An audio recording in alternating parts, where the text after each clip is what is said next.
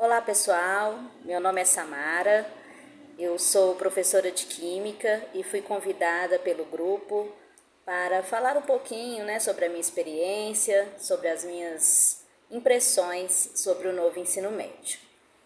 Atualmente eu atuo como professora no ensino médio na rede SESI de Minas Gerais e estou também como coordenadora de Química de toda Minas Gerais, da rede SESI.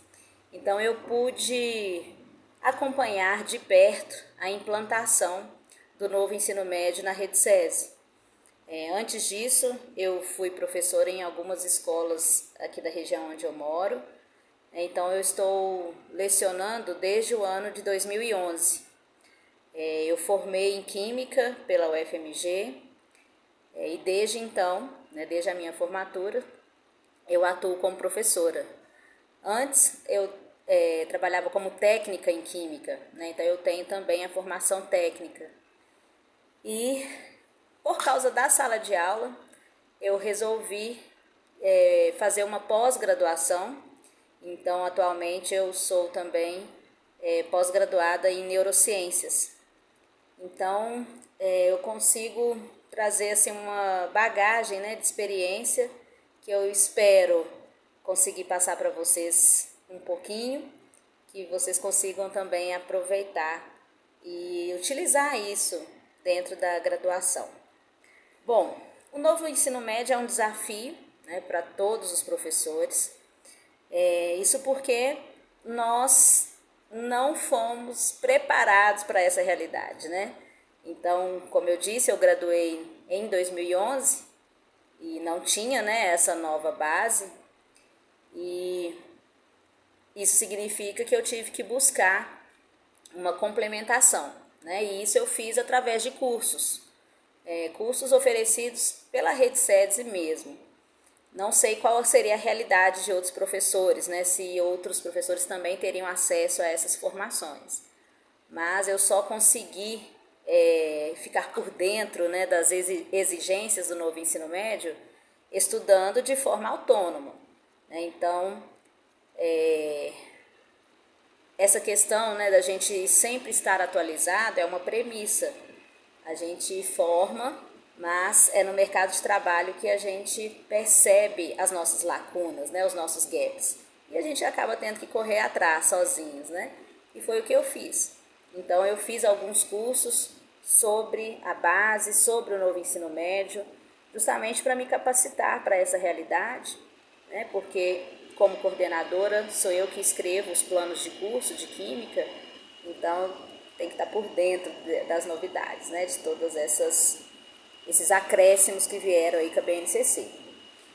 A BNCC é um documento muito robusto, muito interessante, que nos convida a trabalhar em área, E isso foi uma grande mudança na minha visão, Então, hoje não existe mais química, física, biologia, Pela BNCC existe a área, ciências da natureza, E para consolidar a área, nós temos os componentes curriculares, E como a BNCC foi escrita nessa premissa, você na leitura perceberá que não existe conteúdos na BNCC, O que tem que ser selecionado? Não. A BNCC traz as habilidades e as competências, Competências essas que serão desenvolvidas por todas as disciplinas daquela área. Então, a gente tem, no caso Ciência da Natureza, três competências gerais e em cada uma dessas competências nós temos um conjunto de habilidades, que é aquilo que a gente entende que precisa desenvolver no nosso aluno, no nosso estudante. Então, você não tem um documento hoje que normatiza quais são os conteúdos, que na rede SESI a gente chama de objetos de conhecimento, Então, não existe uma normativa, quais são os objetos de conhecimento que precisam ser desenvolvidos em cada área, em cada série ou em cada componente curricular. Nós não temos isso, A gente tem as habilidades que precisam ser consolidadas. E as habilidades que a BNCC traz são amplas, são robustas E assim, cada um faz uma leitura dessas habilidades, né? Então são habilidades que nos provocam e nos convidam a pensar em vários objetos de conhecimento que se relacionam, né? Que estão a serviço daquela habilidade. Então, isso tornou o ensino bem fragmentado na minha visão, né? Porque cada escola monta o seu plano de curso de acordo com aquilo que entende que é importante para consolidar aquela habilidade. Então, essa nova premissa, né, que a BNCC trouxe, na minha visão, é um dificultador, né? E principalmente pensando em rede pública e rede particular, pode se tornar até um problema, né? Porque a rede privada pode trabalhar de uma forma e a rede pública de outra. E como também o novo ensino médio ainda não trouxe o novo Enem, né? Nós vamos ainda vivenciar essa experiência, isso se tornou ainda mais difícil. Então é muito complicado a gente decidir ou escolher ou determinar quais são os objetos de conhecimento que cada componente curricular vai desenvolver em cada série. Então, para escrever um plano de curso hoje, é bem complicado, né? A gente parte do nosso entendimento, mas não existe um documento norteador e não existe nem o Enem, né, para nos assegurar do que será cobrado, para que a gente possa, talvez, direcionar o curso nesse sentido. Então, é difícil trabalhar assim, né? Na verdade, é uma aposta, né? A gente aposta em alguns conteúdos, alguns objetos de conhecimento, acreditando que eles são importantes para desenvolver as habilidades e que eles também serão avaliados no Enem, né? Que é o nosso grande exame aí do ensino médio.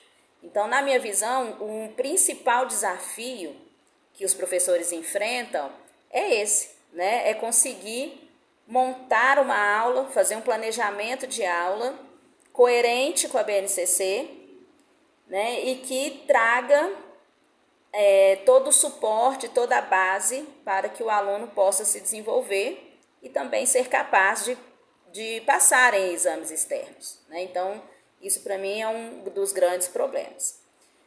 Outro dificultador, na minha opinião, é a carga horária, né? A carga horária ela foi reduzida na disciplina de Química, por exemplo, assim como em outras, e o conteúdo não, né? Acaba que a escola, por medo de optar por algum objeto de conhecimento, algum conteúdo ou não,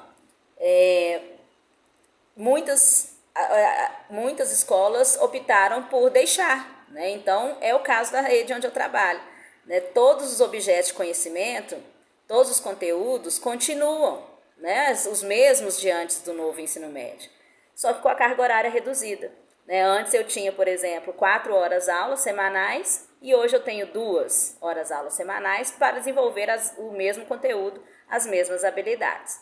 Então, isso é um dificultador, né? Porque a gente não consegue trabalhar de uma forma adequada e coerente, com tempo realmente para desenvolver a habilidade no aluno, trazendo aí metodologias diferenciadas. Acaba que a gente precisa optar, né? A gente precisa escolher qual metodologia utilizar. Tem momentos que não dá para fazer uma aula tão robusta, né? Fica mesmo no tradicional.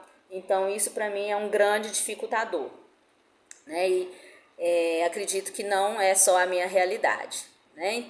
Então, pensando do lado do professor, esse é o grande dificultador.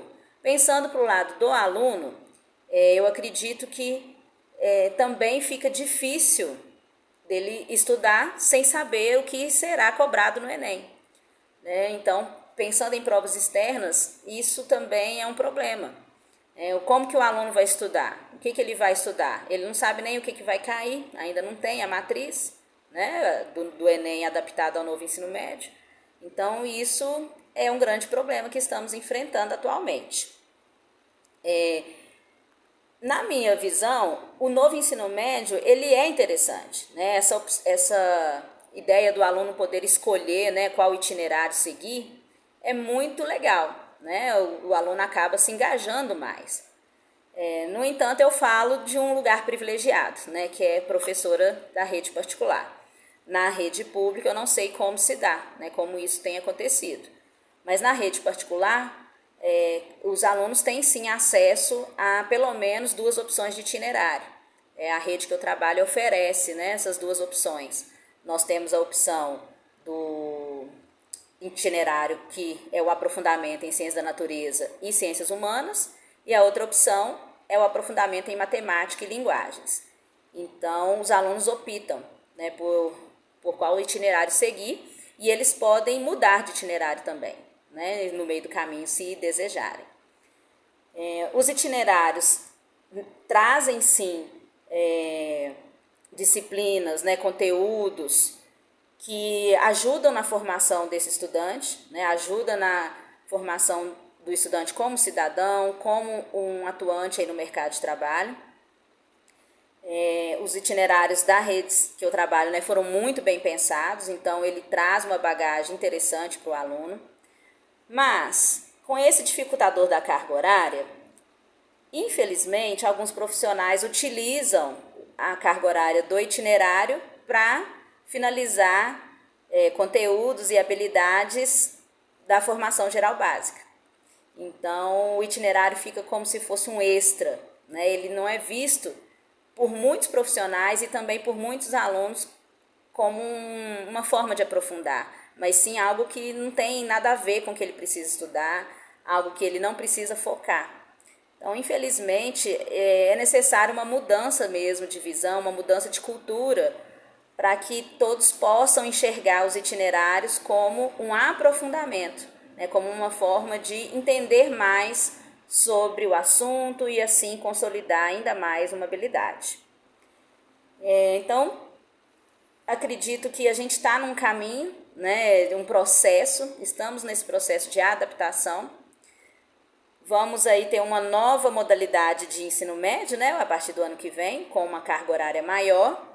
Ainda não sei como isso vai acontecer na rede que eu trabalho, né, mas eu acredito que não haverá ampliação, né, provavelmente vai ter somente mudanças, né, de disciplinas que estavam no itinerário vão fazer parte da formação geral básica, como produção de texto, né, sociologia, filosofia, mas as outras disciplinas que já estavam na formação geral básica, elas não sofrerão alteração, nem na carga horária, nem no plano de curso.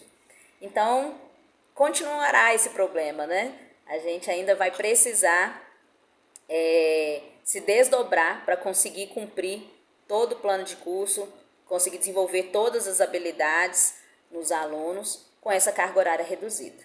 Então, se fosse possível um novo ensino médio com uma carga horária maior, né, e principalmente um documento que alinhasse, né, nacionalmente quais são os objetos de conhecimento que deveriam ser trabalhados na formação geral básica e quais deveriam ser trabalhados no itinerário formativo, aí sim a gente teria uma possibilidade de unificação de currículos, né, e um exame externo justo para todos os alunos, né?